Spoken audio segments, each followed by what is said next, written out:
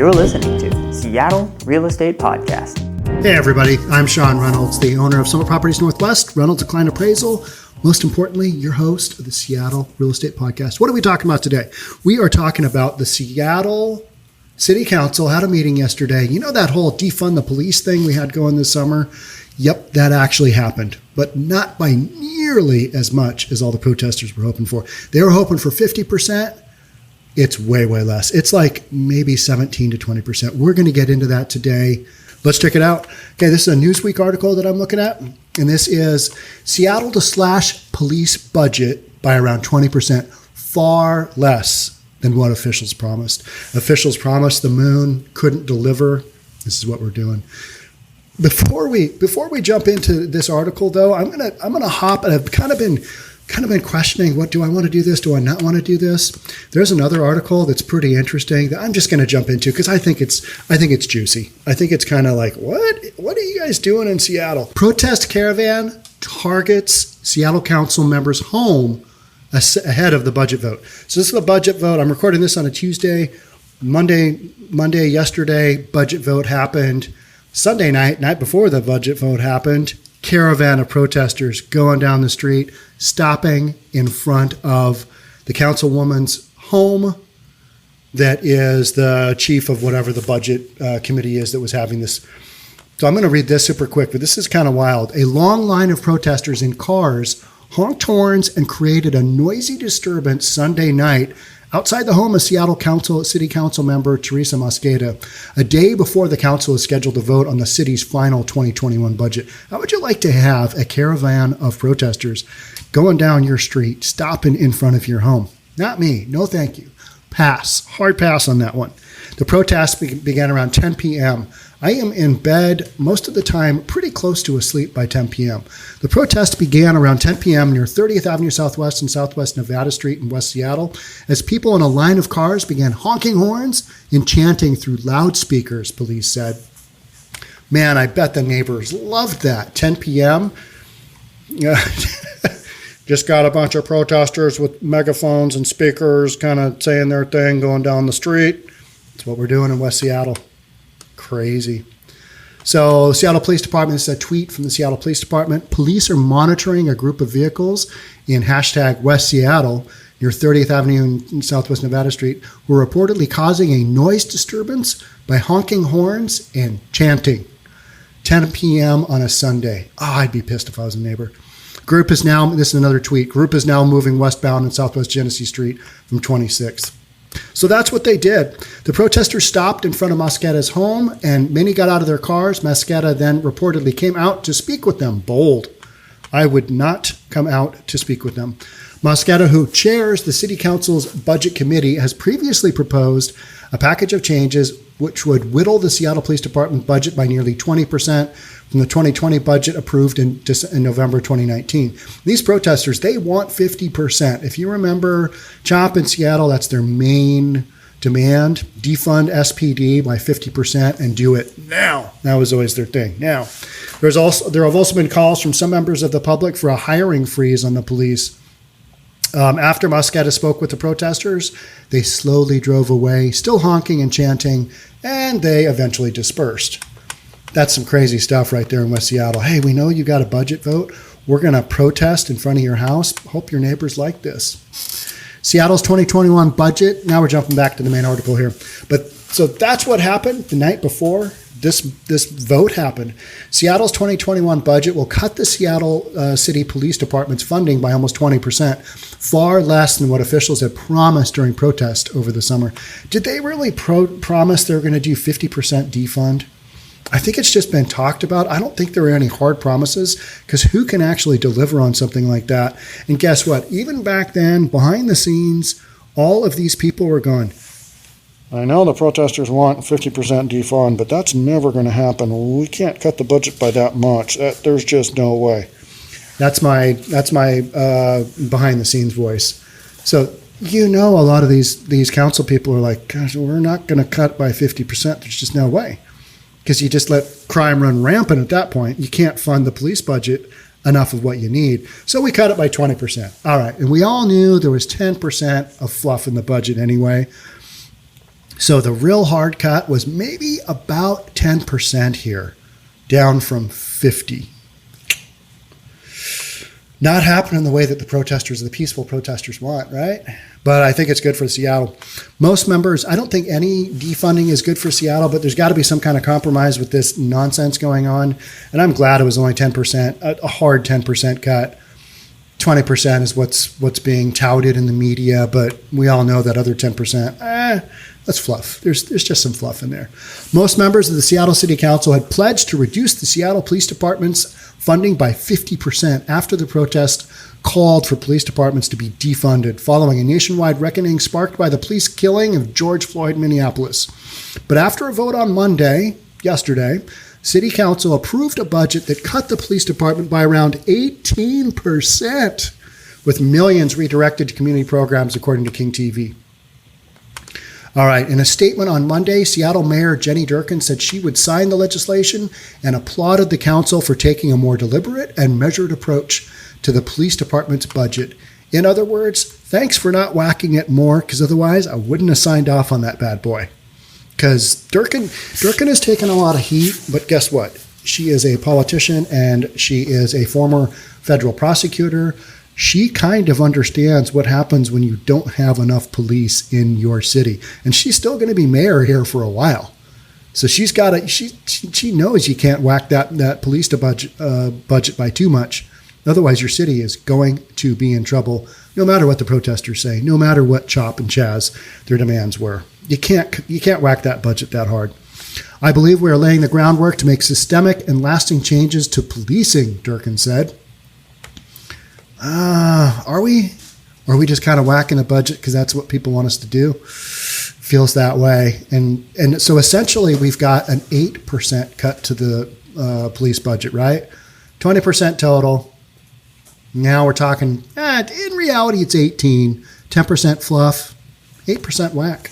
And I think last year the Seattle police budget was like $411 million. So we are not talking about that much money. We have rightly put forward a plan that seeks to ensure Seattle Police Department has enough officers to meet 911 response and investigative needs throughout the city, while acknowledging and addressing the disproportionate impacts policing has had on communities of color, particularly Black communities. And my whole thing has been, and I think people who kind of understand this drill, yes, there are issues with racism, no doubt about that. Is it systemic the way that a lot of people claim? I don't really know. Do these events happen? Did George Floyd happen? Yep. Are those cops getting prosecuted? Yep. And then the next thing is when you defund the police, who are the communities that are going to be impacted the most immediately when you don't have enough 911 response? Yep, you got it. Low-income neighborhoods where there's a higher proportion of crime, people of color. So the fact that we can't see this, and I'm going to read some statements here later, that you're just like, I don't know. It's like, what? I'm not buying this. But then again, I'm not on the Seattle City Council. They would never have me because my thought process is too linear, and I'm just reasonable. And you can't be on the Seattle City Council if you're reasonable, right? But you can have a podcast, and thank you for joining my podcast. But Sean Reynolds, who cast the sole vote against the budget, said it deeply fails working people and marginalized communities. All right, so what are we talking about? You've got the socialist, Sean Reynolds, literally, and she is saying no against this budget. She was the one person in the Seattle City Council that said no. And she's saying it deeply fails working people and marginalized communities. Those are the people that I am saying need police protection. But she's saying, well, coming at it from a different perspective, right? It's all about perspective. My perspective is don't whack those budgets. If you want something to happen with police, give them better training, identify what it is that we're doing wrong, give them better training, get that going. That's going to cost some money. But don't defund the police budget to the point where you've got 9-minute 911 response times in Seattle, which is what exactly is happening right now. 9 minutes. I mean, think of all the things that can happen in 9 minutes. You can watch half of my podcast. You can go to 7-Eleven and get a Diet Coke and some Doritos. there's a lot of things you can do in 9 minutes. You could die, you could get killed, but that's what our 911 response time is in Seattle. So dealing with that, and then we're further cutting back the budget. To me, just doesn't ring like that's progress in the right direction. I don't know. Call me old. Call me an old white dude with progressive thinking that's gone sideways. Here's Kshama Sawant. After months of declaring that Black Lives Matter, this is a tweet from Kshama Sawant, our socialist Seattle City Council member who voted no on this budget proposal. After months of declaring that Black Lives Matter, every single Democratic City Council member voted against the people's budget, which is hers. Kshama Sawant, she's got the people's budget, and my office's proposal to develop legislation to establish an elected community oversight board with full powers over police, including hiring and firing. So, we didn't go that far. I mean, did we ever really think it was going to get to that? If it did, you would literally have people leaving Seattle in droves.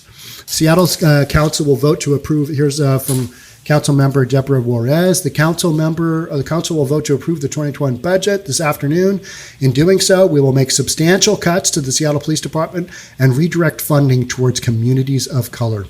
Now, they weren't substantial, but they were enough to probably appease everybody, right? It's like you cut it. You can't cut too much. Can't cut too much. Otherwise, it just becomes chaos out there. You don't have enough cops to run things. All right.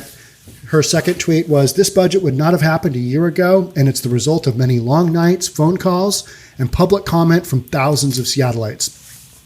So Councilmember Deborah Juarez, she is setting this up as a victory because she knows the protesters are going to go, this isn't what we called for. This isn't what you promised us. This isn't what we'd hoped for. This small, under 20% cut, that sucks. That's what they're thinking. So she's setting up for, okay, this is a win. You guys, this is a win. This is a win. This budget, it wouldn't have happened a year ago. This is the result of a lot of long nights. A lot of work went into this. We did a lot of phone calls. For those of you on the podcast, I'm holding up my fake telephone. And public comment, we listened to public comment from thousands of Seattleites. So now she's putting it out to a broad base of people. We listen to the people. We cut the SPD budget in 2021 by 18%. Hooray. I don't know. We'll see. But still, I don't think there's enough cops out there. I really don't. She had pushed for a proposal that intended to stop the Seattle Police Department from hiring more than 100 new officers in 2021. That measure, promoted by a coalition of organizations, including the King County Equity Now group that emerged as a leader during the summer's protest, was rejected last week. They basically, as City Council said, yeah, we are not going to do we're not going to do this proposal that's going to stop the Seattle Police Department from hiring 100 people, because guess what? And that's in 2021. We need to hire some new cops. That's the bottom line. I think by right now we're at 144 police officers that have left in 2020. I mean, the numbers are they're staggering. Just did a podcast on that. You can check that out. But this, you're talking 144. You're talking, that's basically 10%. You got 1,400 police officers in a full Seattle Police Department. We're down to I think we're down to 1,200 now, and it could go as low as 1,079 is what the stat I think I read. So the numbers are not there to have a ongoing, rotating, healthy number of police officers within the Seattle Police Force. And this isn't before even the budget cuts happen. These are police officers taking themselves out. A $4.5 million cut aimed at hiring was also rejected, as well as a $151 million cut that Sawant said would meet the 50% defunding demand. After months of declaring that Black Lives Matter, every single Democratic, we already read that, she's pissed off about not getting the big 50% cut. But Deborah Juarez, who was one of two council members who did not make the 50% defunding pledge, tweeted that the budget will make substantial cuts to the Seattle Police Department and redirects funding towards communities of color. Politics, that's what you got going on. And she added, this budget would not have happened a year ago. Okay. Activists and community organizers who had called for the Seattle Police Department's budget to be slashed by half also considered the cuts to the police budget a win. I think that's just media talking. I don't think they're going to consider it a win. I mean, it's good as far as their standpoint goes. I think any cuts are bad at this point in time, but that's just me. I'm on the other end of the spectrum. Nikita Oliver, a community organizer with King County Equity Now and Decriminalize Seattle, told the Times that the cuts were thanks to a major concerted effort by advocates. But the Seattle Police Officers Guild called the city council naive and said crime would rise as a result. You're going to see crime rise. You're also going to see increased homicide rates that we haven't seen in decades. Mike Salon, he is the president of the Seattle Police Officers Guild. The Downtown Seattle Association, meanwhile, said that the reduced funding for the Seattle Police Department will make neighborhoods less safe. Really? You got less cops on the street? It's going to be less. It's not going to be more safe? It's going to be less safe? Ugh, that's not good. It's already pretty unsafe, right? Seattle has seen a total of 34,912 violent and property crimes so far this year, according to the city's crime dashboard. The number of reported offenses have topped 40,000 every year since 2013, but this year looks set to end with the lowest crime rates in several years. Well, yeah, but there's also a ton of people staying at home. They are not going out. You've had restaurants closed. You've had bars closed. All kinds of things that are inherently just going to reduce the crime rate. I think almost 35,000 violent and property crimes during a pandemic where everybody's supposed to be at home. Those are pretty big numbers. However, homicides in Seattle are up from previous years. 41 have been reported so far in 2020, up from 28 last year and 32 in 2018. And since this article was written, I think we've had another 3 people killed, literally since Monday. That's what I'm going to get into in another podcast here shortly. But yeah, this is what we're doing. So we cut the budget by a little bit, not a lot. And so maybe some of this stuff kind of dies down off the radar. We don't have all this silliness because it's been a big push for everybody. Everybody's kind of been wondering, I wonder what's going to happen with the budget. And I think people sat down, particularly the mayor and all of the Seattle City Council members, sat down and looked at what a 50% budget cut would look like. Ooh, not good. Nobody's talking about that, but literally they sat down. All right, we whacked this budget by 50%. Ooh, yeah, we can't fund all those, please. Okay, we can't fund that. Oh, that's not good. Oh, we got to keep them. Oh, yeah. All right, what can we get rid of here? All right, we got 18%, and 10% of that's fluff in the budget. Let's go with that. I think people will be happy with 18%. It's not 50, but it's a whack.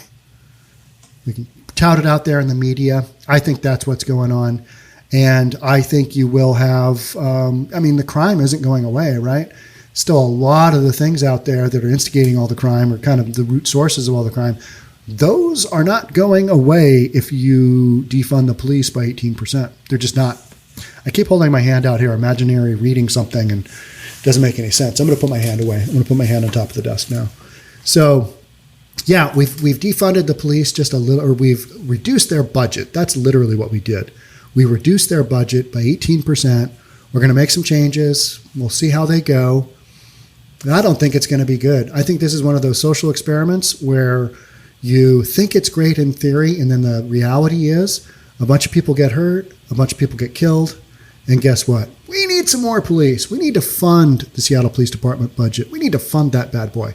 Let's get on that train. I think that train happens before the end of before quarter 2, before quarter 3 of 2021. That's my prediction. In the next 6 months, got to hire some more cops. Need some more cops. Need them because when the bad man comes, you don't want to be calling for a social worker because those guys are useless unless you can sit down around a table and have a nice conversation about what your mental troubles are, or what your economic troubles are, or what your troubles are in general.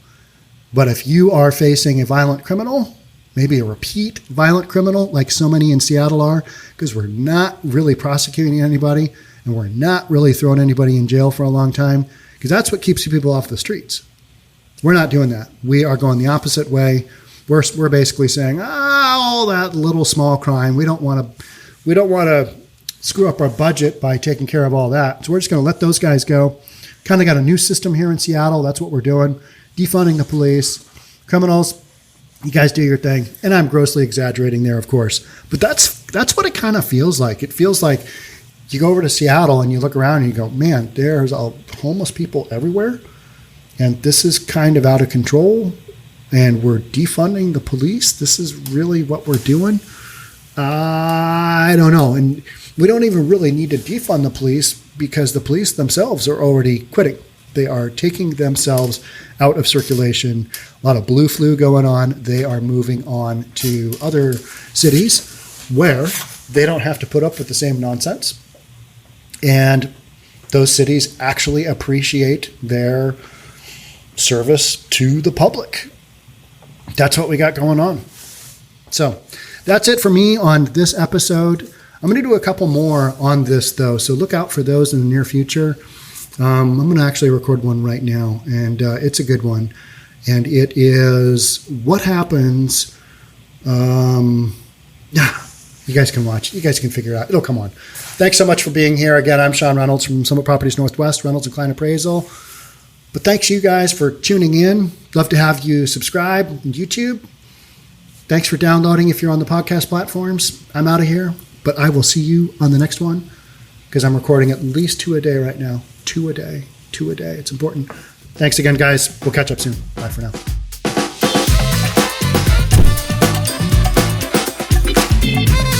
Don't forget to subscribe to our channel and hit the notification bell so you'll know when our next video is out.